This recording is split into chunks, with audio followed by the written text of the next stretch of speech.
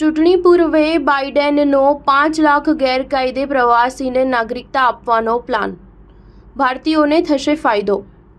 અમેરિકાના રાષ્ટ્રપતિ Joe Biden જલ્દી એક મોટું એલાન કરવાની તૈયારીમાં છે, જેના લીધે દસ્તાવેજ વિના અમેરિકામાં રહેતા નાગરિકોના પાર્ટનરને અમેરિકાની નાગરિકતા મળવી સરળ બની જશે.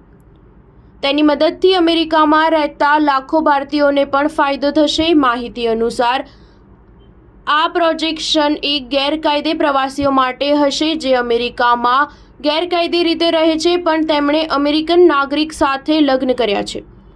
તેનાથી આવા લોકો માટે વર્કિંગ પરમિટ અને નાગરિકતા મેળવવી વધુ સરળ બની જશે. પેરોલ ઇન પ્લેસ નામના આ પ્રોગ્રામથી આશરે 5 લાખ એવા ગેરકાયદે પ્રવાસીઓને ફાયદો થશે જે અયોગ્ય રીતે અમેરિકામાં રહે છે.